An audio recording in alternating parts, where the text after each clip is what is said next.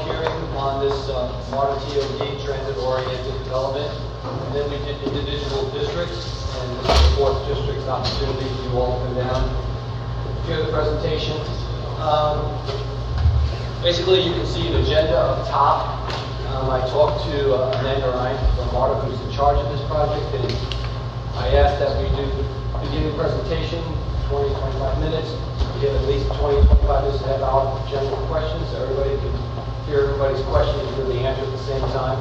And then we'd like to break out into individual quadrants, and Amanda will tell you what the different areas, if we have particular concerns, you get a more in-depth answer to your question. Before we start, I'd like to ask Nikki Williams to come up. She's treasurer for the PTA here at Cross Keys High School, and Dr. Bernadette Fram, who's the assistant principal for instruction. These ladies made this room possible, and thank you for doing it. I'm donating $100 to the PTA. Wanted you to accept this. Okay. And thank you for doing this. Thank you. We'll be back. I'd like to introduce Amanda Ryan. What is your official title? Senior Director of Transit-Oriented Development. Hope you all heard me. Senior Director for Transit-Oriented Development. So I'll turn it over to you. Thank you, Councilmember. Thank you all for being here with us this evening. We appreciate you taking time out of your personal life to share your input with us. I just want to be clear on where we are in the process right now. We're very early in the process. At this point, we have a vision for the site, which we'll share with you, and a preliminary plan. But we're here tonight to get your feedback on what is proposed, as well as to hear what your general concerns are about this project and its impact on the community. So as Councilmember stated, we want to make sure that we have time to move into breakout sessions so we can get a little bit more detailed feedback from you on what you like, what you don't like, what you'd like to change, so we can be sure to incorporate that into the project as we move forward in our planning process. Before I get started, I just want to introduce my colleagues that are here with me from MARTA. I have Jason Ward right here. He's the manager of Transit-Oriented Development. In the back, we have Derek Barker and Debbie Frank, who are Senior Development Project Managers. I think that's it. Anybody else from MARTA? So we'll be here all night and floating around if you want to approach any of us one-on-one to ask questions regarding this project, or even more general questions regarding MARTA. We'll do our best to answer them, and if we can't tonight, we'll get back to you with the answer. So the agenda again for the evening is to initially provide an overview of the process that shows from how we got to the inception of this project to where we are today, and then ultimately to implementation. And then we're going to talk a little bit about the need for rezoning. I think there's a lot of misunderstanding out there about what we are trying to do with the rezoning and why we need it rezoned. So we're going to have our zoning attorney talk you through that. And then we'll talk about the site plan and what's proposed for the project, and the project architect will discuss that. Then we're going to share with you what we've heard so far through this community meeting process. So what we heard in our initial citywide meeting, what we've heard in the 3 other districts, so you can get an understanding of what the concerns are of your fellow residents in Brookhaven. And then we'll move into the breakout sessions. And that's where you'll get into a more detailed discussion on some specific components of the project, including land use, the design of the project, infrastructure, which will include water, sewer, parks, and library, and then lastly, traffic, which I know is a hot button topic for a lot of people. So you'll be able to speak with the subject matter experts and get more specific information on those planning processes and what's proposed for the site. So to start, I just wanted to provide a definition of transit-oriented development. We use the acronym TOD. Transit-oriented development, as MARTA defines it, is development that is vibrant, pedestrian-friendly, and genuinely integrated with transit. The goal with transit-oriented development is to maximize access to transit. And there are a number of benefits to TOD. TOD creates more walkable, healthier communities, reduces the need for cars because you're concentrating uses in a transit-accessible area, improves air quality, increases property values, and allows for better access to jobs and economic opportunity. What we're trying to create at our station areas throughout the system is set forth in our transit-oriented development guidelines. It's a document that was approved by our board of directors in 2010. It's available on the project website as well as the MARTA website. It's a lengthy document, but it basically outlines 4 foundational principles for the type of development we're seeking to implement on our property at our rail stations. The first principle is relative density. So we want to create development that is dense relative to the surrounding area, but still sensitive to what is built and existing in the surrounding area. We do that by concentrating the greatest amount of density immediately around the station and then slowly transitioning it out to the periphery. So you'll have the highest buildings in the center of the project around the station and then lower buildings towards the periphery. We also want to implement a mix of uses, and what this means is basically you have a number of different property uses at the station. So you could have retail, residential, office, hotel, public uses, parks. The goal here is to concentrate a number of different uses in the project so that, first of all, people can do things they need to do during the course of a day without having to get in their cars. Having a mix of uses also creates a really vibrant environment with people on the street and in the public spaces at all times during the day. And from a transit perspective, it's also good because it means you have both transit origins and transit destinations, which allows for a balanced use of our system during rush hour. We also want to create a great public realm. The focus is really on the pedestrian environment. So we want to make sure that we have wide sidewalks, active uses at street level like shops and restaurants, street trees, street furniture, good signage and lighting, and that we have nice public spaces, parks and plazas with both passive and active recreational opportunities. And lastly, we're trying to take a new approach to parking. Historically, what we've done at MARTA is replaced all of our patron parking when we do a transit-oriented development project on a one-for-one basis. We're reducing the overall parking at the Brookhaven station in accordance with historic utilization. So we're taking a more strategic approach to determining the number of MARTA patron parking spaces that are going to be incorporated into the project. We also are trying to implement shared parking so that during off-peak times, MARTA patron parking spaces can be shared with the private use. And then lastly, we want to make sure that parking is de-emphasized within the project. So typically you'll see parking decks wrapped with some sort of active use like retail or residential. So I apologize, this text is a little bit small, but we'll make this available on the website. This just provides an overview of the process again from project inception to project implementation. And you see here, it is a lengthy process. This is about a 4-year process. And for Brookhaven, actually will probably take a little bit longer because this project is anticipated to be constructed over 3 phases. So what you're looking at here really is the point to completion of phase 1.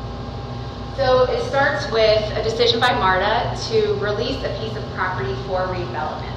Once our board of directors makes that decision, we utilize a competitive solicitation process to identify a development partner to work with us to redevelop the property. We ultimately will enter into a long-term ground lease with our development partner, so we'll maintain ownership of the land in most cases, and the developer will just own whatever they build on top of the land. That allows for MARTA to maintain control of the land and establish an ongoing revenue stream to support our operations. Once we have gone through the solicitation process, we begin community engagement and rezoning if necessary. So that's really where we are today. On a parallel track, we are negotiating with our development partner the terms of the deal. Ultimately, those terms will be approved by our board of directors, and then we'll enter into formal agreements. We're also working to obtain other necessary approvals from the Federal Transit Administration. For this project in particular, the federal government did not initially invest in the acquisition of the land, so they don't have to approve this project like they do our other TOD projects, but we're going to do some of the required documentation and due diligence so that if we have an opportunity to apply for federal funding at some point in the future, we will be able to pursue it. And then once we go through those steps, we get the necessary government approvals. That's rezoning, permitting, any public financing commitment. On a parallel track, our development partner will also be working through their due diligence process. which will involve securing financing for the project and completing the design. And then once all of that's done, we can break ground on the project. And the construction time frame for this project is anticipated to be about 20 months, so just under 2 years. So our development partner that we've selected for this project is Brookhaven City Center Partners. Again, we went through a competitive solicitation process and ultimately selected this team really because we, of course, liked what they were proposing for the site, but we felt that they had the experience necessary to successfully implement the project. And I've included here a couple of slides that show examples of projects that they have done in other cities. We really like that they had experience working with other transit agencies across the country and implementing true TOD projects on transit agency-owned land. That includes projects in the Washington, D.C. area, projects in Texas. One of our development partners worked on the project, the Lindbergh project here in Atlanta. So having TOD experience in Atlanta is a pretty unique and special thing, so we're happy to be working with them again. Certainly, we've learned some lessons from Lindbergh, but we have the ability to implement some of the lessons learned from Lindbergh at this project.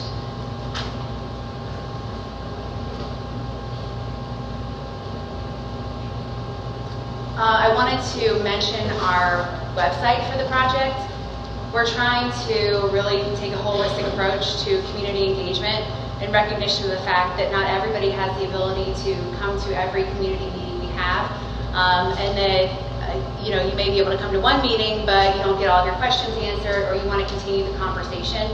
So if so, please visit this website. On this website, we'll have information on the project, including a general overview, what's proposed, project renderings, site plan, background information on how we got to where we are today. We'll also include a timeline.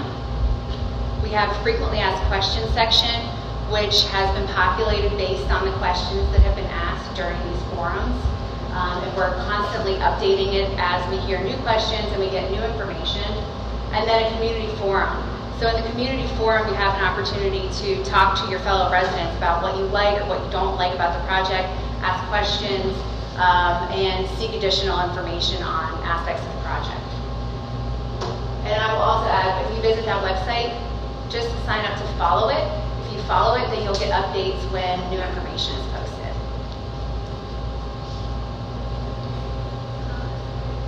Okay, and so now I'm going to hand it over to Jessica Hill, who is, again, the attorney who's working on the rezoning to kind of outline the need for the rezoning on the project, because it is a little bit confusing. We want to make sure that people understand what's being proposed and why we need a rezoning in order for that to be legal. All right. Good evening, guys. As Amanda said, my name is Jessica Hill. I'm a lawyer at Morris, Manning & Martin, and I'm representing the development partners, the Integral Group and Transwestern. Just to start, I think as Amanda said initially, we haven't started any rezoning process. This is an information gathering session.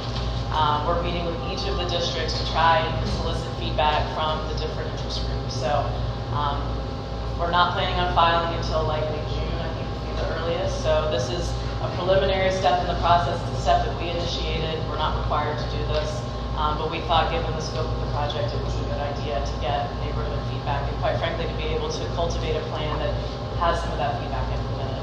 Now from a zoning perspective, this is the site plan that you see here, and I want to stress again, this is a very preliminary site plan. This was the site plan that was used for the joint venture to discuss with MARTA their partnership. This is not a plan that has been filed with the city. This is a plan that is a talking point. The streets are not labeled on here, but I'm just going to go up. Just to give you some context for where we are. So this street here is Peachtree Street on the far left. You've got the existing MARTA rail line running through here. This is the surface parking lot for MARTA between Peachtree and the MARTA. This is Apple Valley coming around the back. You've got Dresden Drive on the top. You've got North Druid Hills down here. So that just orients you where the site is. With regard to the zoning, there are actually 4 zoning districts currently applicable to the site. This front portion here is zone C2. It's zoned for commercial use. This portion down here is zone M, which is an industrial district. The piece right here is zoned R75, which is single family. And then the Dresden Drive frontage portion of it is zoned RM75, which is the multi-family district. Now this project, which we'll get into a little bit later when Cooper Carey addresses the site and what's being proposed, has a mix of uses. It has office, it has commercial, it probably, we hope, has a civic use, perhaps a library, it has multifamily. And to be able to develop this site, we have to rezone the property to one consistent district rather than having different pieces put together that don't match. The property is also all within the Brookhaven Peachtree Overlay District. It's in sub-area 1 of that. That sub-area calls for a maximum 6-story in height. It can go up to 8 stories with bonuses. We're planning to stay within that. The Brookhaven Overlay also allows all of the uses that we're proposing. It does not address density. So the Brookhaven Overlay does not speak to density. The underlying zoning speaks to the density. There have been a lot of questions about the LCI, about the comp plan. The LCI for this area was adopted in 2006. Out of that was born the Brookhaven Peachtree Overlay, which was adopted in 2009 and is currently subject to the site. There's also a comprehensive plan that was recently updated. This property is in the Peachtree Corridor Overlay for that, which calls for densities. It calls for all the uses we're providing for. It calls for the heights we're providing for between 3 and 8 stories. And it calls for residential density between 20 and 120 units per acre. So we're fitting within the various plans that are currently applicable, but the underlying zoning really doesn't take into account the mix of uses we're proposing. As I mentioned, we will be filing a zoning application. We will have community meetings in connection with that. There will be a traffic study that will be done in connection with the zoning application. I think folks from Kinley Corner are here tonight to speak to traffic, but it's very preliminary in that process. So with that, I'm going to turn it over to Cooper Carey and let them walk us through.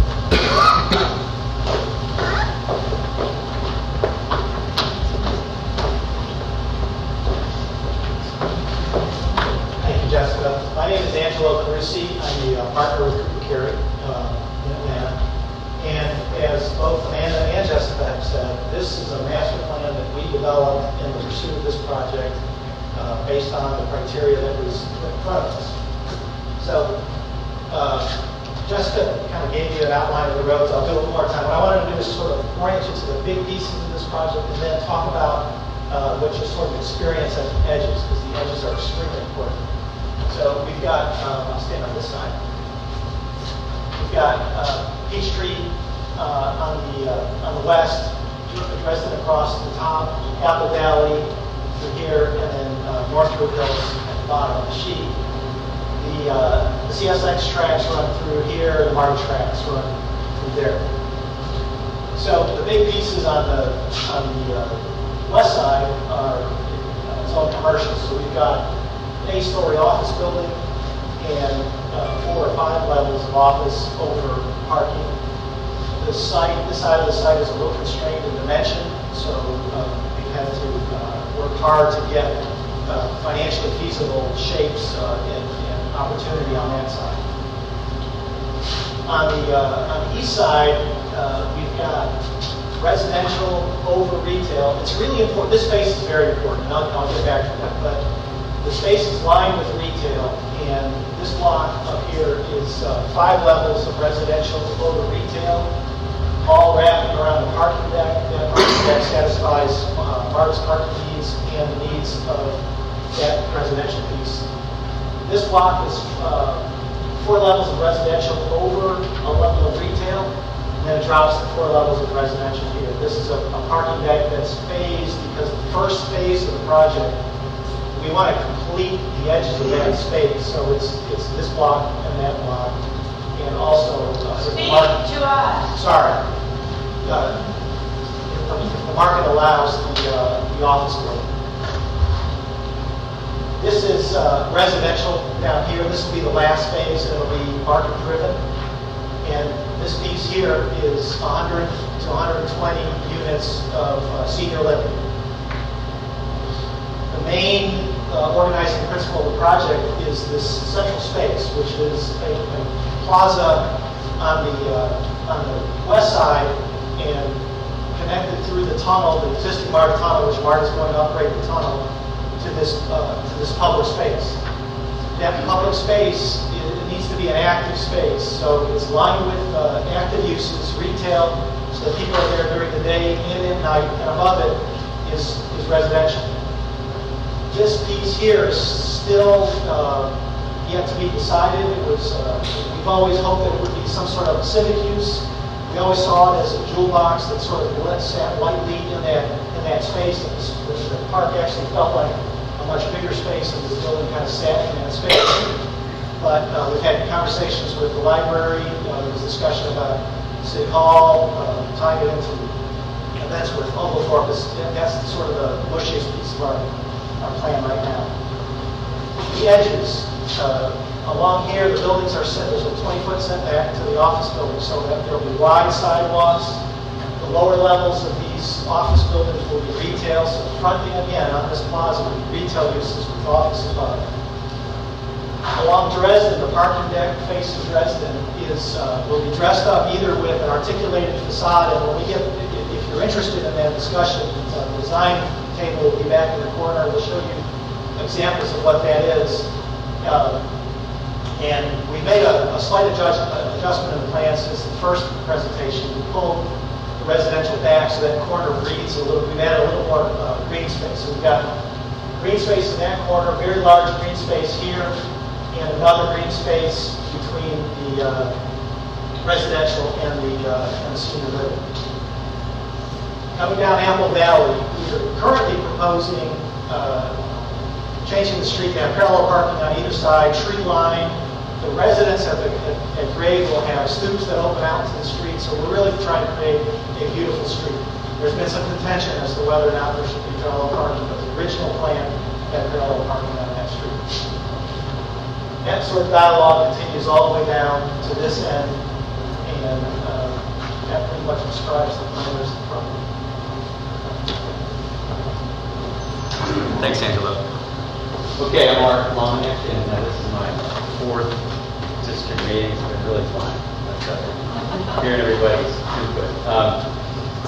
What we want to do is for you guys to benefit. You're the beneficiaries of the previous 3, and some of y'all have been to others. But clearly, the things we know we're going to be attacking here is obviously traffic, and not just traffic. There's parking. Will if it's not parked right, will that parking flow and people park in our neighborhood cut through traffic? There's clearly a big issue and with cut through traffic. So that's the gorilla in the room, and we know that. So we've got a lot of folks working on that. We're going to be working with the city of Brookhaven, along with MARTA, to go to TxDOT. GDOT, sorry, GDOT and ARC. So we're going to really be digging in on a solution bigger than just this project. From my background in mixed-use development with consensus building, there's always the early stages where you're trying to figure out what will this particular development do to enhance an area around it. And the corridor from, well, really it's longer than this, but let's just say from MARTA and Kroger's up to Oglethorpe, just for now. The hope would be that over time, the multimodal options, whether it's walking, biking, how cars move, all of those things hopefully will evolve and have a great outcome over time. Our hope is that we're part of that catalyst effect to generate those kinds of development patterns. So what we are wanting to do today is, the reason they're in stations is so that you can literally ask direct questions to our specialists.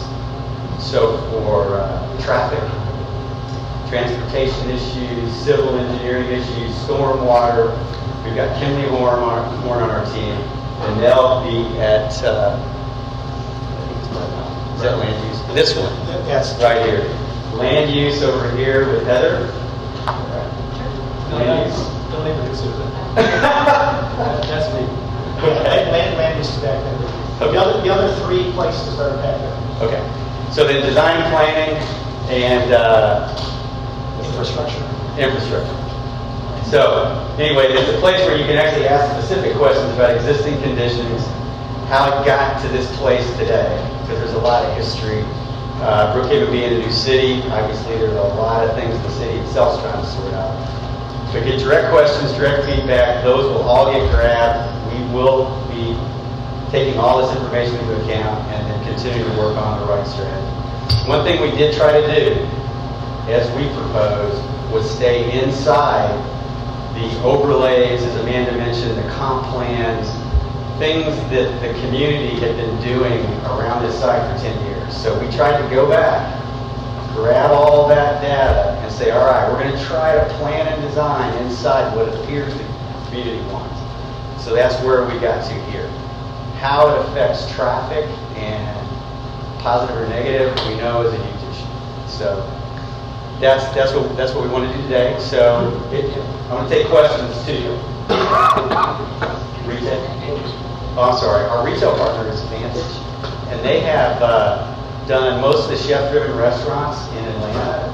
They're very good at that more organic, interesting retailing, whether it's restaurants or shops. And we're not destination retail here. This is more neighborhood scale restaurant and shops to satisfy MARTA passengers as well as the neighborhood. So we're not really like a town Brookhaven, where you're really a destination location. So it's quite a bit different in that regard. And they're here as well. Chris Carter is here and can answer questions too. That's Chris. Yes, ma'am. I read that this is several phases, and some of it, a lot of it actually is market driven, and it would be nice for us to be able to understand more concrete, what's phase one, what's phase two. Absolutely, and you can see more detail back there, but I can tell you, right now, the phase one is right at 340 apartment units. It's pretty much all the retail, so it's going to be around 7,000 feet of restaurant and commercial space, a total of about 40,000 feet of rental retail. I heard something about a hotel. Is there a hotel? There's a hotel that up on the Peachtree side, right? That shows 2 office buildings, but one of those can go either direction. So if we can figure out how to get a full-service hotel, then we can accommodate. We figured out how to plan for it and park it. If users come and want to be on the transit line, corporate users, it then can swing and accommodate that. And that's what we mean by market driven. That's what we're going to What be phase doing. is it? Those can run parallel. The way the site's laid out, it could literally all get built at the same time, or it can get built in 3 phases. The way that we've laid the pads out and the parking. The real trick is parking something like this, because it's all in garages. So we've got a way that we can do that. But the goal is to have the first phase, have the central park, housing and ground floor retail on both sides that feed into the MARTA station, have a grander arrival for the MARTA station on the Peachtree side, a transit plaza. There will be upgrades done to the station in the forms of elevators, probably escalators, different types of transitions into the station.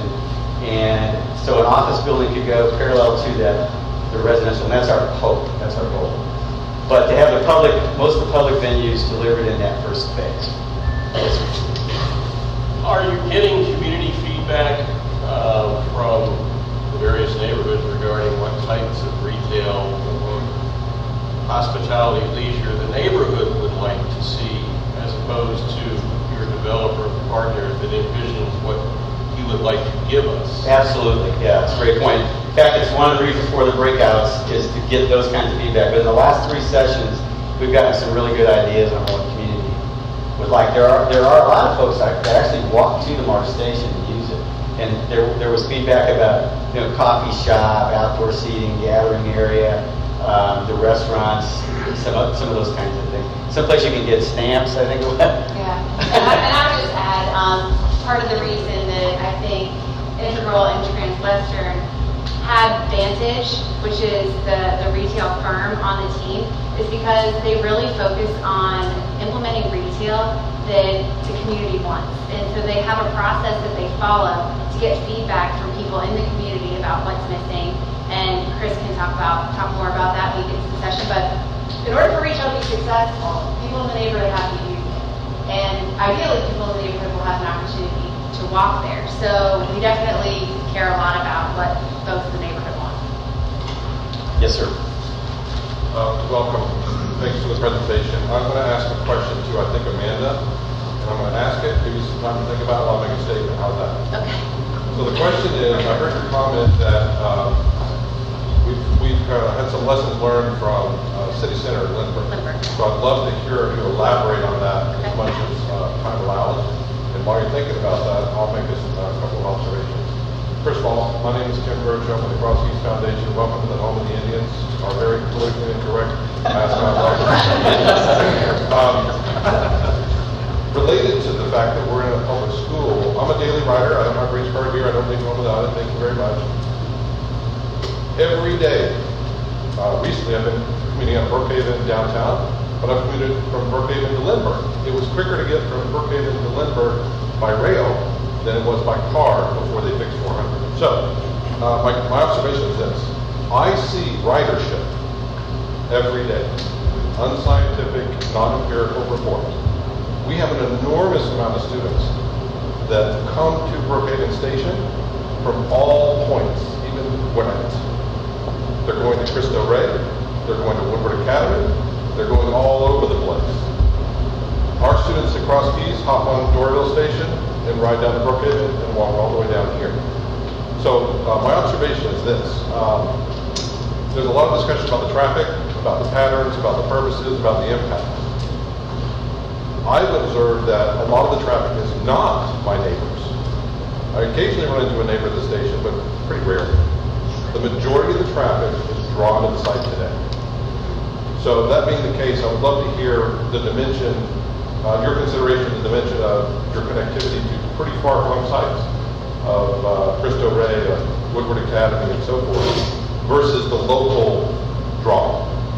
But what I'm really asking is lessons learned. What did we learn from Lindbergh? I commuted there for 3 years and have my own experience, but I'd love to hear yours.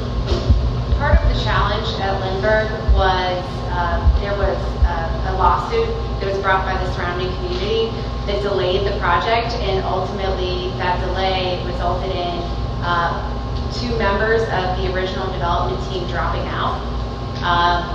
Those 2 members specialized in retail and residential, and retail, in my opinion, was the real loss on that, because what you have today at Lindbergh is really disjointed. There's not a master vision for the retail, and as a result, we have some tenants there that don't really contribute to the vibrancy of the project. They're really more focused on nightlife. And so we have also multiple different ownerships at Lindbergh, and so it's also difficult to get those owners on the same page regarding an overall strategy for the retail. Lindbergh is also overparked. That's one of the problems that we have there. So parking really dominates the visual and the experience of the station. That does provide us with an opportunity. Lindbergh is not complete today. We've completed what we would call 1 phase. So we're looking to implement a 2nd phase that helps to address some of those issues and then capitalizes on the excess parking that exists. So I'm sorry for the follow-up. I heard 2 or 3 problems, but I didn't hear what the lesson learned was, right? So if we had this experience, what would we do differently to address that? If this hospital. Yeah, and so I think one big thing that's being done differently as it pertains to the retail is we have a firm that's on the team that will specialize in implementing that retail. So we're sure that it meets the needs of the community and that there's a cohesive approach to how it's implemented. So not only do we have individual retailers that the community wants, but those retailers all fit together and they support the project as a whole. They create vibrancy around the park, bring people there at all different times of the day so that it feels like a really safe place. Can I add something real Yeah, quick? please. One of the things, I apologize, Jason Ward with MARTA, I forgot to I apologize. One of the lessons learned is what we're doing just now. I think early on, Lindbergh was done in 1996, 97. It was in conceptual form. We put out an RFP in 1999, 46 acres. The original plan called for over 2 million square feet of office, over 300,000 square foot of retail, lots of multifamily. But I think one of the issues was MARTA was a little bit more hands-off. I think we probably could have done a better job interacting with the neighborhood, meeting with the neighborhood, listening to their concerns. And the lawsuit that Amanda mentioned was in part a direct result of that. We actually had an outside mediator come in to help resolve some of the issues. So in my opinion, one of the biggest lessons learned is, hey, we need to be able to provide or solicit feedback from the neighborhood. One of the reasons why we were really excited about Brookhaven was there was a series of, we talked about the LCI over and over again. That was done in 2006 with some community feedback. We had a shred that updated that in 2013. And all the district meetings that we're going through tonight, or this week and this month, is in large part because we want to be able to hear from you and from the neighborhoods. So I think that's one of the biggest lessons learned, is just the fact that we were a little bit more hands-off then than we are today. And we now have our TOD guidelines, and so that provides a better framework based on best practices across the country, for what makes for a successful TOD project. And that didn't exist when we implemented Lindbergh as well. So that's another difference in application. So, Amanda, you talked about we got lessons learned, we've got the partners and all this, but what prevents them from pulling out and selling? Because I read in the guidelines it says that MARTA would have the option to make sure that the new partner coming in would be good. And that's one of the big things with apartment complexes is that they get sold. And as they get sold, Right. They go down. And we had, Alta was built 18 months ago, I think it was completed, and it's already sold. So Right, that and so tells that's- me that they didn't think there was a lot of vibrancy in the neighborhood. No, that's not correct. The reason that they sold it is because they're a merchant developer. They They have develop, plenty of properties up that they hold on to up and out the road. but their strategy for each property is different. So they developed with the intention of selling. Not all developers do that, but what MARTA has is protections in our documents, our legal documents that we enter into with our development partners, that provide very specific criteria and conditions under which they are allowed to sell. And if there's a purchaser who is interested who doesn't meet that very rigorous criteria, then it requires explicit MARTA review and approval. So we are owning this property. We're in it for the long run. This is a 99-year lease that we're entering into. So we are going to be certain that whomever purchases the property, if it is sold after the developer, that they have the ability to successfully operate it, because it has a direct impact on our operations if they don't. Yes, sir. Tom Weber. So, can you tell us what is the square footage that you're proposing to be built per acre? I've heard that it's supposed to be 100,000 square feet per acre. Is that correct? I don't know if I'm going to know the square feet per acre. In some town, Brookhaven, I understand is 40,000 square foot per acre is what's being circulated. Angelo? I don't know how to answer the question about town Brookhaven. I would say that town Brookhaven is far less dense because it's far more retail. So, And it also has a lot of surface parking. Yeah. Okay, so we're talking about density, and I guess, the city of Brookhaven, I think, is learning a lesson as well from the LCI, that it was a mistake, perhaps, about, what this development is going to bring to our community. And MARTA is coming a little bit late to the table, so now, there's a lot of resistance to the type of density that's being proposed. So the rezoning is also address density, is it not? Because R75 will now allow you to build that density. Well, to be clear, okay, go ahead. R75 allows single family. Correct. And the RM75 allows residential, multifamily residential. That's the top portion of the site next to Dresden and part of Apple Valley. The bottom portion is Zone M, and the front portion on Peachtree is Zone C2. That doesn't have the same density limitations that would be allowed to have the 8 stories in height for the max of all purposes. Again, it's difficult to do a per square foot comparison because you're not comparing apples and apples. It's apples and oranges and bananas. Sure, absolutely. Right. There's different uses. Right. And again, that's multi-use. Right. I think And at different densities, Yeah. at different uses. To your point, the goal for a mixed-use development, whether it's new transfer or not, is to make its way to a balance between uses. It's never going to be 100%, but where you have a scenario where you can actually have people living, get to basic needs, reduce those daily car trips. Typically, an average American single-family house, it has 7 trips a day. That's just the average by consultant, people that track that. And what you do is every time you reduce those or reduce the need for another car, then you're improving the quality of life. And you're also trying to eliminate surface parking lots in a geographic area. So they'll call it the catchment. So y'all's case, that's linear. It's really going to look linear about the whole world. And so if you really have the perfect scenario, you're going to have a lot more residential mixed with certain retail uses and employment. They're not going to be 100% balanced, but if they're close, or if they're even 50%, it's a huge amount. And also the visuals you see in those places are a lot more pleasant, and you feel safer walking. But you've got to get the connectivity for residential, and you need a consistent visual cue.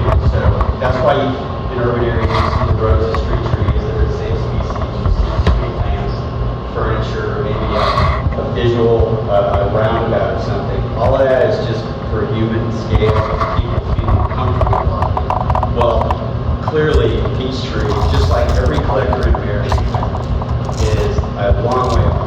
I don't know how long it is, but until you start setting the first groundwork of what the expectations are, and then put the tools in place as a city, you're never going to get there. But at least if you roadmap it, you start seeing progress. And there's a lot of great case studies around the country that we can actually share with anybody.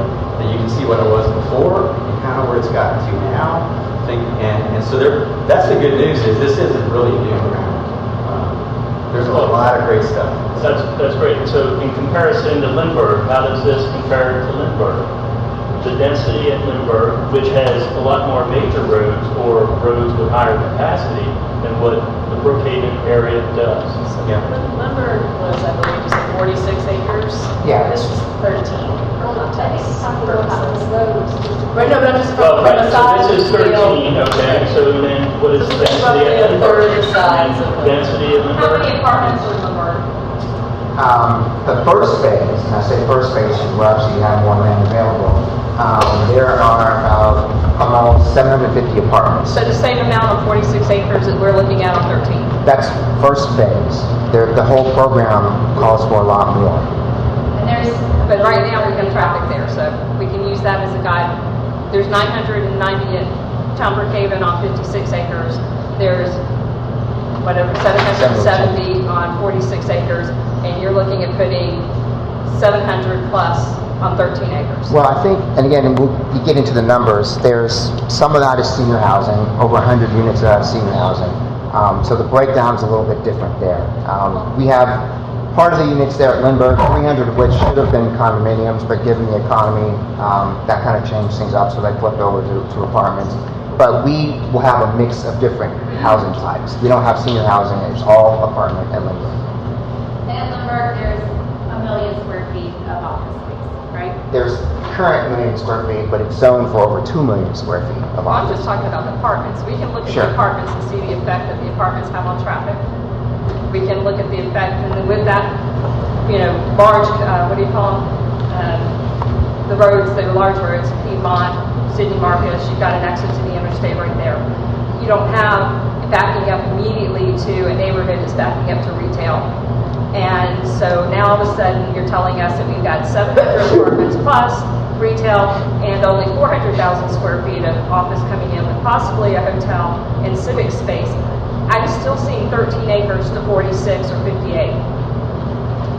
I think that Brookhaven is going to be less dense than Lindbergh will be upon build out.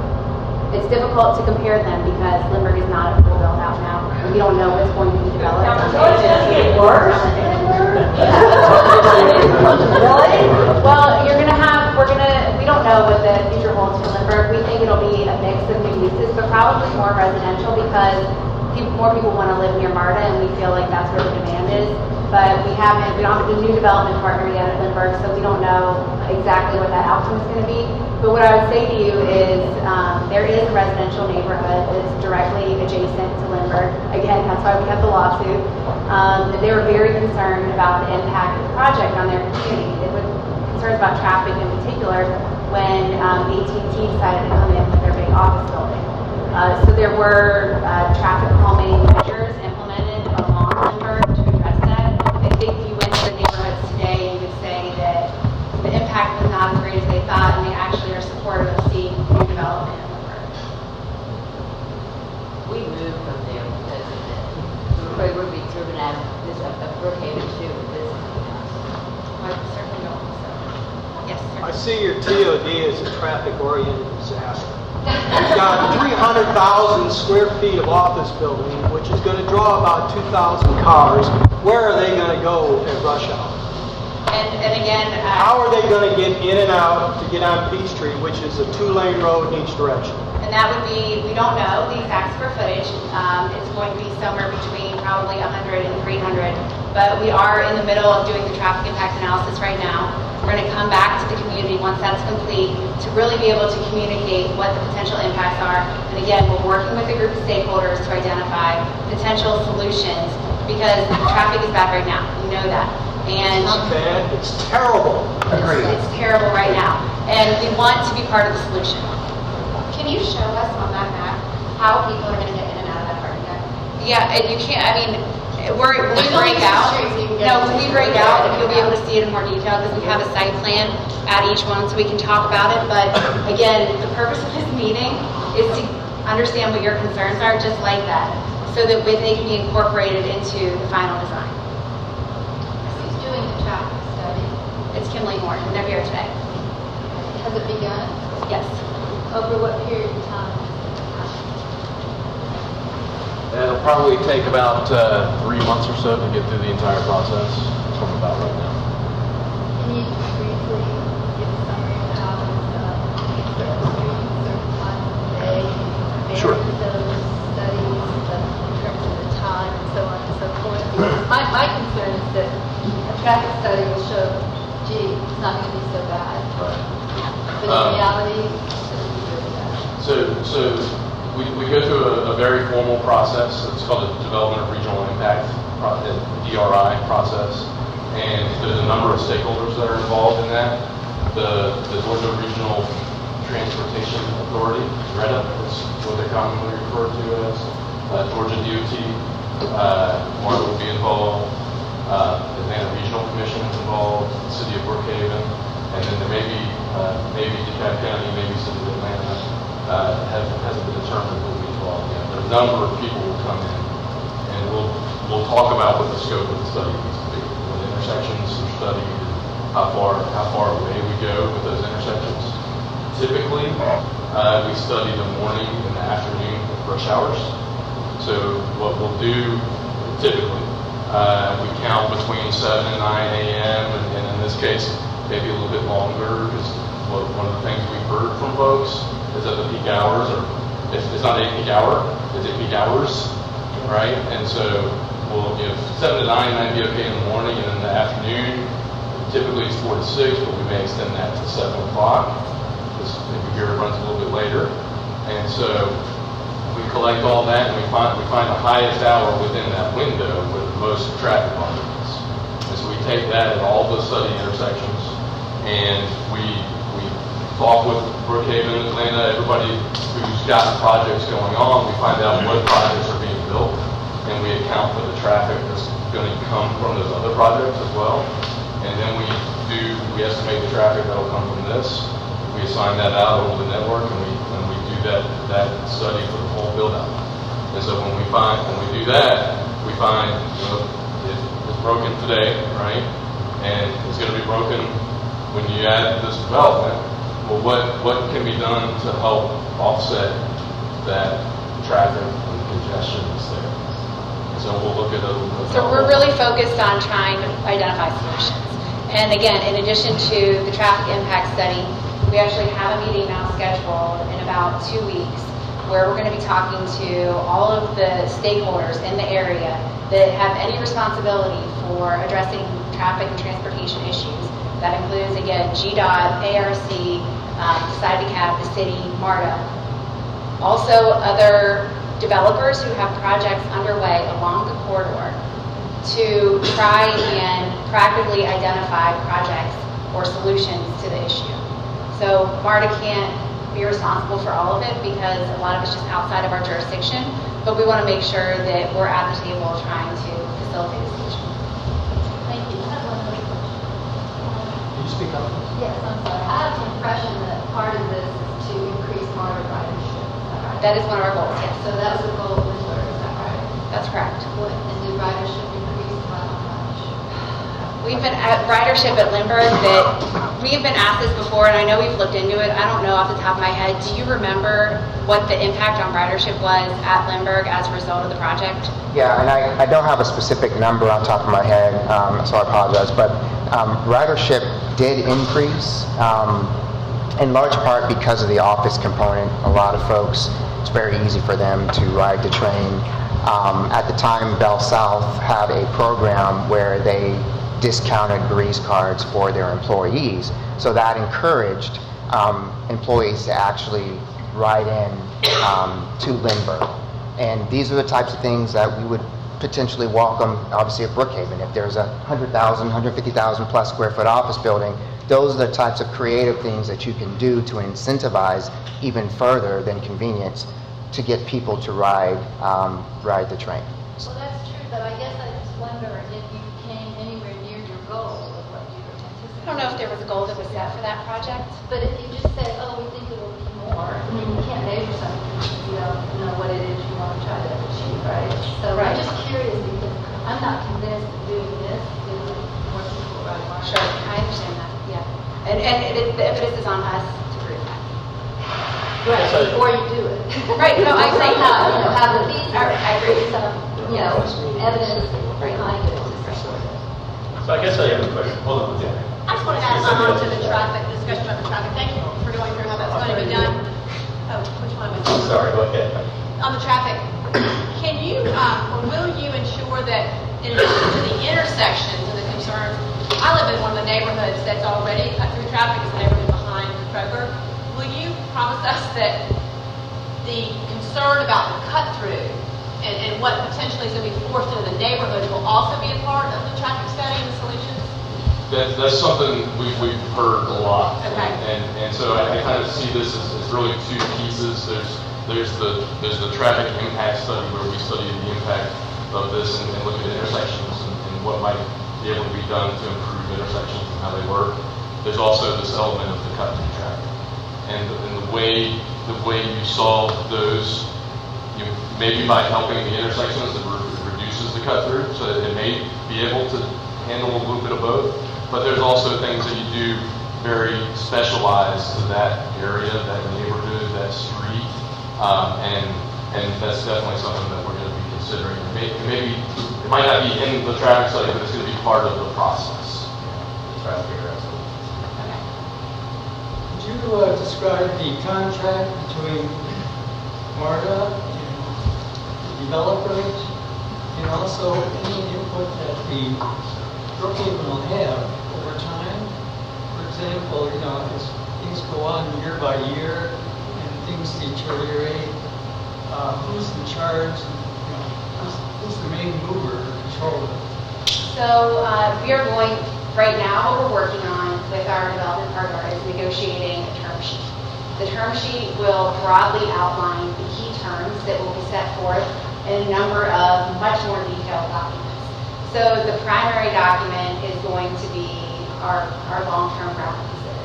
And we'll have a long-term ground lease for every component of the project. We may also sell a small portion of the property to facilitate the development of condos, because nobody's going to buy a condo in Atlanta on a leased piece of property. So we would have a purchase and sale agreement in that instance. And then we have a declaration which covers all of the property. And that's really the tool that we have in place to ensure that everybody lives up to the commitment to keep the place in good shape. I'll also add, on a project of this scale, we'll have what's called common area maintenance. So we'll have an association that pays into common area maintenance to make sure that the project is kept up to a certain standard. And in our agreements, we have requirements that the developer maintain the quality of the project to a best-in-class standard. And if they don't do that, then we can file a recall. So is the city going to have any inputs along the way? They will as far as their personal codes. But no. In other words, we just let it off? Well, no, it would be treated just like you would be treated if you were being built. And you have to meet, the city can always have the right to step in or say you're not doing something correct. It's the normal rights of the city. But the restrictions, the covenants, the CCNRs with MARTA are far more restrictive than if we were just buying this property from a private landowner. There are none of those. So the fact that this is a partnership with a MARTA, private sector, and really the city of Brookhaven, makes it more sustainable to your point. Clearly, there's never any guarantee, because usually when you've got multiple big stakeholders, it tends to kind of look after each other. So it's a fair question, sure. I think we're breaking out into breakout sessions. I still have a question that's for the So- general group. I'd like to ask if you're going to file for zoning on June 1st, or that's at least the current place for that time period is around there. You're saying you're going to come back and, have some of these answers that we haven't gotten really clear answers. We have more questions, I think, walking away than answers from this meeting. Are you planning on meeting with the neighborhood again before you plan to file for zoning? We're definitely coming back with answers. Before the zoning? Yes, but we have to get through this study process, and we want to also go back and take all of the input that we've received and rework the plans based on that. So to be perfectly honest with you, we need to get back together to figure out what the appropriate type of meeting, schedule of meetings is, but we are definitely going to come back. This is not it. And we're going to come back with answers. We know we have to get the support of the community. So we'll make sure to publish those widely. I'm sure the Brookhaven Post will run them. They'll be on the website. We'll have the city send them out, post them on the website as well. And any other ways that you want to I suggest? mentioned signs, but you guys have. Okay, so we can put up signs in our stations. I mean, you guys have a really nice property. Okay. I like. And we will do that for future meetings as well. I appreciate it. Absolutely. I want to ask about the construction phase, over the 4 years, and then the traffic over the construction phase. Because when the streets are closed, then the detours come through the community. So that's over a 4-year period, that all of that traffic is coming through the community. And I hope that you have taken that into consideration, that you don't close all the lanes on the major thoroughfares to detour the traffic. Water break, police has to direct traffic when this is going on. There will We will definitely not be closing any streets. No. But that's not a question. But that was her question, so I'm answering her question Well, first. there will definitely be a lot of, the logistics of an infill site are pretty intense. And the good news, I think, for y'all is between Trim Germano and myself, this is like 30 years of having to deal with a lot tighter, tougher sites than this. So clearly, to your point, it's an important issue. You can't block lanes of traffic. How stuff flows in and out has to be done at certain times of the day. There's hours of quiet enjoyment, and so there's going to be a lot of things. One nice thing too is the site, since it is this big, we can actually stage on site, and that's pretty unique on an urban infill site. So we can keep a lot of things contained on site. So we got to get into breakouts. Okay, one more. Are y'all aware that Brookhaven had a discussion recently in the last council meeting about out construction work hours? And it sounded like to me, yes, Councilman Gibbons, that nothing's to start before 7 o'clock. Yeah, we have to meet the restrictions for sure. Everything. Absolutely. I mean, no pumping porta potties, no Yeah. concrete pump trucks showing No up. loud radios going, waiting for the ding. Yeah, we're used to it. No, I appreciate that. All right. Please. Of course. Where are the riders going to park? Well, that parking, MARTA parking will remain in place. It won't be the whole lot, but we're going to phase it so that there's always a parking. Right. Yeah, yeah. In fact, we're going to build 516 spaces.